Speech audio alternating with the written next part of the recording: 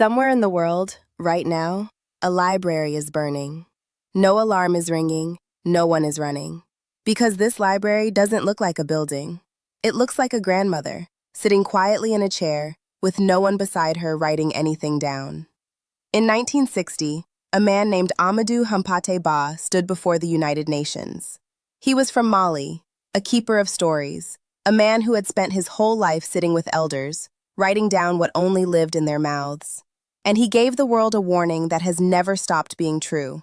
He said, "In Africa, when an old one dies, a library burns to the ground." He wasn't speaking in poetry. He meant it exactly. Every elder is an archive, and we are losing them faster than we are listening. So let me tell you what is inside the libraries we are losing.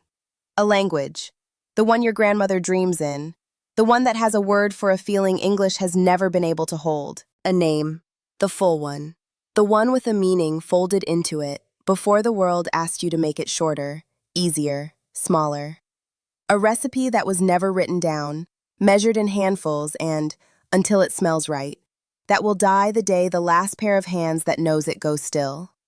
A proverb that says in 7 words what a textbook needs a whole chapter for. And the sound of home, the particular way the evening comes in, the crickets, the call across a compound, the songs that were never recorded because no one ever thought they would be gone. These are not small things. These are the instructions for how to be a people. Here's the thing about forgetting. It does not feel like losing. It feels like nothing at all. One generation simply does not ask. The next generation does not know there was ever a question.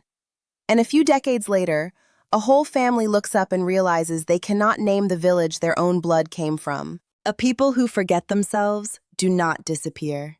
They just become guests in their own story. And we have been guests long enough.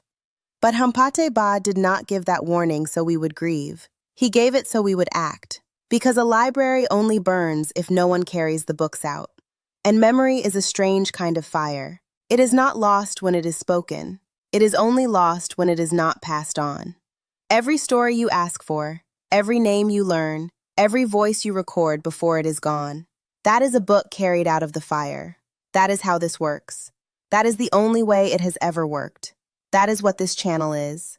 I am Zara, and every week, here at Dialogues Diasporiques, we sit with the memory of the African diaspora, the stories, the wisdom, the proverbs, the traditions that connect us back to home, and we keep them from burning quietly. If you grew up between 2 worlds, if you are searching for where you come from, or if you simply do not want to forget, then pull up a chair. You are already family here. So here is where we begin. In the comments, tell me one thing, one story, one saying, one memory that an elder in your family gave you that you never want to lose. I will read every single one. That is the first book we carry out together. Subscribe and let's keep the library standing. We remember, so you never have to forget.